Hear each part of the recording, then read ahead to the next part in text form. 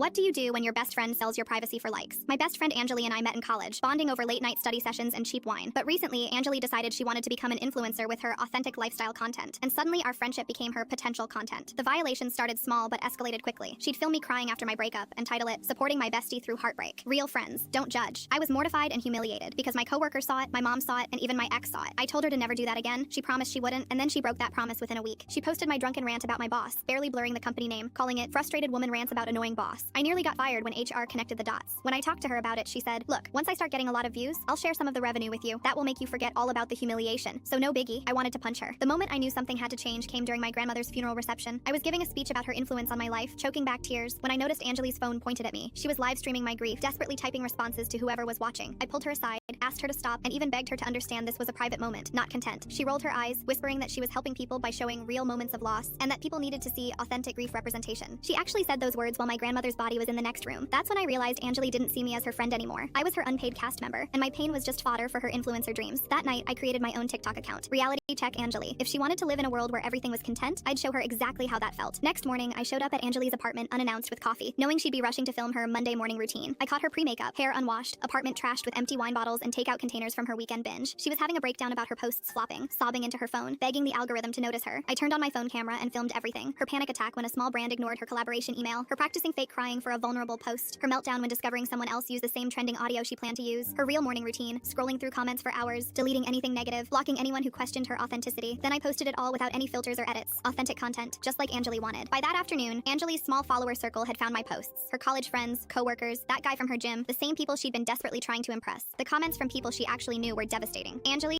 is this really you? This explains so much. Maybe take a break from social media?" Anjali called me screaming from anger and sobbing hysterically at the same time. "Are you crazy? Why on earth would you post that? Everyone from work saw it. Even my neighbor commented. How could you do this to me?" I kept my voice steady, concerned. "Oh no, Anjali, that's terrible. I was just sharing authentic moments, showing people real life. Isn't that what you always say is important?" Her voice exploded. "That's completely different. You filmed me at my absolute worst, without my consent. This is so violating." I paused. "Remember when I asked you not to post my breakdown about my ex? You said I was being too sensitive. Like I said, that was different. I was helping you process. By sharing it with strangers while I was still crying?" Another pause. "Anjali, you also filmed my grandmother's funeral. You live streamed my grief while her body was in the next room. I was showing authentic grief representation." Her voice cracked, and then slowly but surely, the realization dawned on her. "Wait, if you did the same thing as me, does that mean this how you felt? Helpless and humiliated?" Yes, that's exactly how I felt. Anjali deleted her account that night. Not just the videos of me, but everything. All her attempts at fame, gone. We're slowly rebuilding our friendship now, with a new rule: phones stay in our bags.